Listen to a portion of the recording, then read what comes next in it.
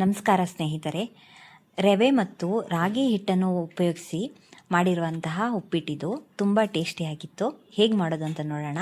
ಒಂದು ಪಾತ್ರೆಗೆ ಎಣ್ಣೆ ಹಾಕಿ ಜೀರಿಗೆ, ಸಾಸಿವೆ ಚಟಪಟ ಅಂತ ಸಿಡಿದ ಮೇಲೆ ನೋಡಿ ಹಸಿರು ಮೆಣಸಿನ್ಕಾಯಿ, ಕಡಲೆಬೇಳೆ ಮತ್ತು ಈರುಳ್ಳಿ ಹಾಕಿ ಸ್ವಲ್ಪ ಫ್ರೈ ಮಾಡ್ಕೋಬೇಕು. ಈಗ ನಮಗೆ ತರಕಾರಿಗಳೆಲ್ಲ ಮಿಕ್ಸ್ ತರಕಾರಿಗಳನ್ನೆಲ್ಲ ಹಾಕಿದ್ದೀನಿ. ಸ್ವಲ್ಪ ನೋಡಿ ಈ ಟೈಮಲ್ಲಿ ಹಿಂಗೆ ಹಾಕ್ಕೊಳ್ತಾ ಇದ್ದೀನಿ. ಈಗ ಸಣ್ಣಗೆ ಕಟ್ ಮಾಡಿರ್ತಕ್ಕಂಥ ತರಕಾರಿಗಳನ್ನ ಹಾಕಿ ಟೊಮೊಟೊ ಹಾಕಿ ಅದನ್ನು ಸ್ವಲ್ಪ ಫ್ರೈ ಮಾಡ್ಕೋಬೇಕು.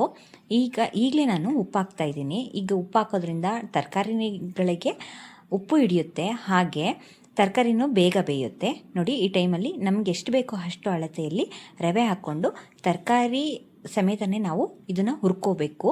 ನೋಡಿ ರವೆನ ನಾನು 3/4 ಗ್ಲಾಸ್ ತೊಗೊಂಡಿದ್ದೆ. ಹಾಗೆ ಅಷ್ಟೇ ಪ್ರಮಾಣದಲ್ಲಿ ರಾಗಿ ಹಸಿಟ್ಟು ಕೂಡ 3/4 ಗ್ಲಾಸ್ ತೊಗೊಂಡು ಚೆನ್ನಾಗಿ ಅದು ಹುರ್ಕೋಬೇಕು. ನೋಡಿ ಎಷ್ಟು ಕಲರ್ ಎಷ್ಟು ಚೆನ್ನಾಗಿ ಕಾಣಿಸ್ತಿದೆ ಅಂತ. ನೋಡಿ ಸ್ವಲ್ಪ ಕರ್ಬೇವಿನ ಸೊಪ್ಪು ಹಾಕ್ಕೊಂಡಿದ್ದೀನಿ. ಸ್ವಲ್ಪ ಚೆನ್ನಾಗಿ ಹಸಿ ಸ್ಮೆಲ್ ಹೋಗೋ ಗಂಟನೂ ಉರಿಬೇಕು ಫ್ರೆಂಡ್ಸ್. ಪಕ್ಕದಲ್ಲಿ ನಾನು ಒಂದು 3 ಗ್ಲಾಸಷ್ಟು ಬಿಸಿನೀರನ್ನ ಚೆನ್ನಾಗಿ ಕಾಯಿಸ್ಕೋಬೇಕು. ನೋಡಿ 3/4 ಗ್ಲಾಸ್ ಹಸಿಟ್ಟು 3/4 ಗ್ಲಾಸ್ ರವೆ ಹಾಕಿರೋದ್ರಿಂದ ಒಂದು 3 ಗ್ಲಾಸ್ ನೀರಾದರೆ ಸಾಕು. ನಮ್ಗೊಂಚೂರು ತೆಳ ಬೇಕಂದರೆ ಹೆಚ್ಚಾಗಿ ನೀರು ಹಾಕ್ಕೋಬೇಕು, ಅಥವಾ ಗಟ್ಟಿ ಬೇಕು ಅಂದರೆ ಕಡಿಮೆ ನೀರು ಹಾಕ್ಕೋಬೇಕು. ನೋಡಿ ಇಷ್ಟು ತೆಳ್ಳಗಾಗಿದೆ. ನಮಗೆ ಉಪ್ಪು ಬೇಕಾದರೆ ಈ ಟೈಮಲ್ಲಿ ನಾವು ಆಗಲೇ ಹಾಕಿದ್ದೀನಿ ನೋಡಿ ಸೇರಿಸ್ಕೊಂಡು ಸ್ವಲ್ಪ ಕೊತ್ತಂಬರಿ ಸೊಪ್ಪು ಹಾಕಿ ಚೆನ್ನಾಗಿ ನೀರನ್ನ ನಿಧಾನಕ್ಕೆ ಹಾಕ್ಕೊಂಡು ನೀಟಾಗಿ ತಿರುಗಿಸ್ಬೇಕು. ಇಲ್ಲಾಂದರೆ ಉಪ್ಪಿಟ್ಟು ಗಂಟಾಗೋಕ್ಕೆ ಚಾನ್ಸಸ್ ಇರುತ್ತೆ. ನೋಡಿ ಇಷ್ಟು ಚೆನ್ನಾಗಾಗಿದೆ ಅಂತ. ನನಗೆ ತೆಳ ಬೇಕಾಗಿರೋದ್ರಿಂದ ಸ್ವಲ್ಪ ನೀರು ಹೆಚ್ಚಾಗಿ ಹಾಕ್ಕೊಂಡಿದ್ದೀನಿ. ನಿಮ್ಗೆ ಹೆಂಗೆ ಬೇಕೋ ಹಂಗೆ ಹಾಕ್ಕೊಳ್ಳಿ.